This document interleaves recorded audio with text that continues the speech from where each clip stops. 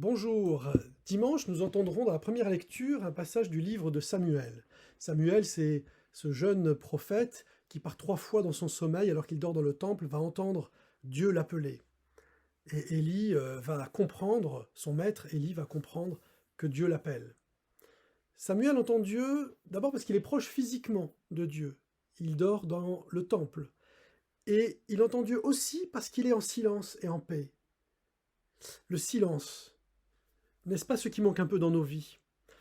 Ce passage de Samuel nous donne des indications sur ce que nous devons faire pour entendre le Seigneur dans nos vies, car le Seigneur nous parle.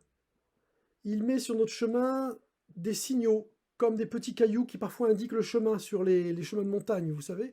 Voilà, il met des signaux dans nos vies. Ça peut être des événements. Je voulais faire ceci et finalement, eh bien, il m'arrive cela. Ça peut être une phrase, une parole de Dieu qui résonne particulièrement en moi, qui me touche, qui touche mon âme et mon intelligence. Ça peut être une joie intérieure, ressentie, un moment de forte émotion lors d'une prière, lors d'un passage dans une église, un sentiment d'être en paix.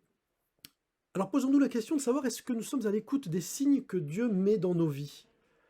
Sommes-nous en disposition extérieure et intérieure pour les ressentir? Voilà. Pouvons-nous entendre Dieu si nous ne faisons pas le silence nécessaire pour nous tourner vers lui et nous mettre en chemin et le chercher? Si vraiment nous voulons entendre Dieu dans nos vies, alors, à l'image de Samuel, commençons par lui consacrer un peu de temps. Consacrons à Dieu 5, 10 ou 15 minutes par jour pour faire silence, pour le prier, pour lire sa parole, la parole de Dieu, pour tourner notre cœur vers le Seigneur, ouvrir notre cœur et tourner notre cœur vers le Seigneur, pour essayer de voir comment il me rejoint dans ma vie.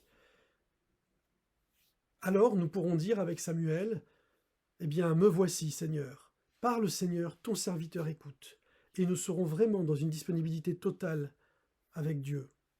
Donc, voilà, apprenons à faire silence comme Samuel et écoutons bien ce passage du livre de Samuel, la première lecture de dimanche à la messe.